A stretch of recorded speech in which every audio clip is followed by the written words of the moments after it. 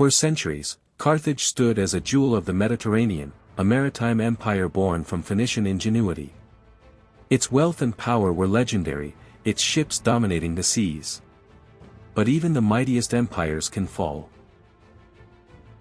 Founded by Phoenician settlers from Tyre, Carthage inherited a legacy of seafaring trade and colonization. It grew from a small trading post into a formidable city-state, controlling vital trade routes across the ancient world. Carthage forged an empire through commerce, establishing colonies and trade networks that stretched from Hispania to Sicily. Its formidable navy ensured its dominance, making it a rival to any emerging power in the region. The burgeoning Roman Republic inevitably clashed with Carthage over control of Sicily. This First Punic War was a brutal struggle, primarily fought at sea, testing the limits of both emerging Mediterranean powers.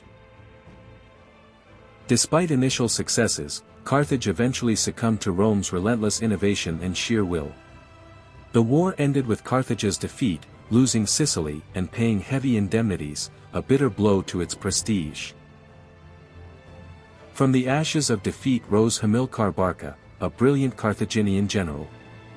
He sought to rebuild his nation's strength by conquering new territories in Hispania, envisioning a future where Carthage would reclaim its glory. Legend says Hamilcar made his son Hannibal swear an eternal oath of hatred against Rome. This vow would define Hannibal's life, shaping the course of history and igniting one of the ancient world's most epic conflicts. Hannibal, a military genius, launched a daring invasion of Italy, famously crossing the formidable Alps with his army and war elephants. His audacious strategy stunned Rome, bringing the war directly to its homeland. Hannibal delivered a devastating blow at Cannae, annihilating a much larger Roman army through brilliant tactical maneuvers. This catastrophic defeat sent shockwaves through the Republic, threatening its very existence. Despite his victories, Hannibal could not capture Rome itself. The Romans, adopting a Fabian strategy of attrition, refused direct confrontation. Hannibal's army became bogged down, unable to force a decisive end to the war. A new Roman star emerged, Publius Cornelius Scipio, later Africanus. He understood Hannibal's genius and devised a bold plan: take the war out of Italy and directly threaten Carthage in North Africa. The two greatest generals of their age finally met at Zama.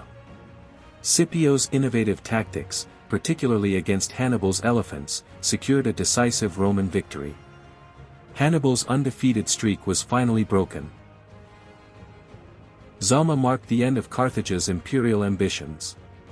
Stripped of its overseas territories, its navy, and forced to pay immense indemnities, Carthage was reduced to a mere shadow of its former self, a vassal state.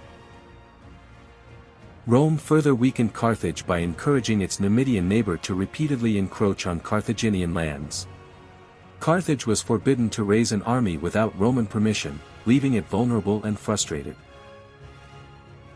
Despite Carthage's diminished state, some Romans, like the influential senator Cato the Elder, still saw it as an existential threat. His repeated cry, "Carthago delenda est," Carthage must be destroyed, echoed through Rome. Remarkably, Carthage began to recover economically.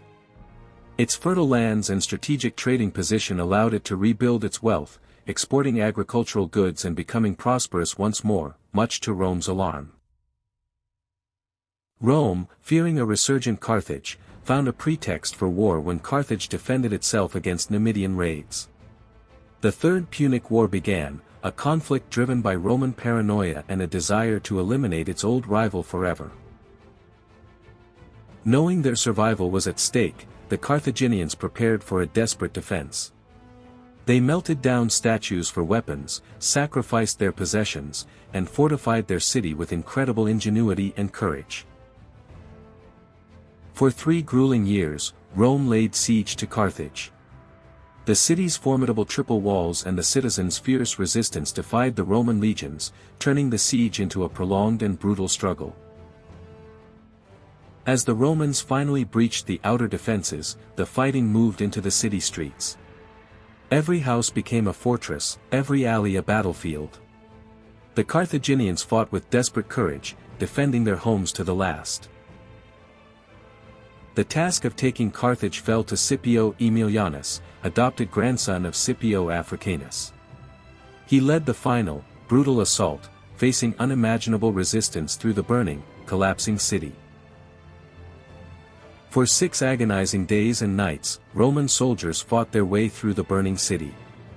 The screams of the dying mingled with the roar of flames as Carthage was systematically dismantled, building by building. When the fighting finally ceased, Carthage was utterly destroyed. Its magnificent buildings razed, its harbor filled, its very existence erased from the map. A once great city reduced to dust and ashes. The fall of Carthage secured Rome's undisputed dominance of the Mediterranean. It ended a rivalry that had spanned over a century, but also extinguished a vibrant culture and a powerful empire, leaving a stark lesson. The dust settled, but the legacy of Carthage, its ingenuity, its struggle, and its tragic end, forever echoes through the annals of history.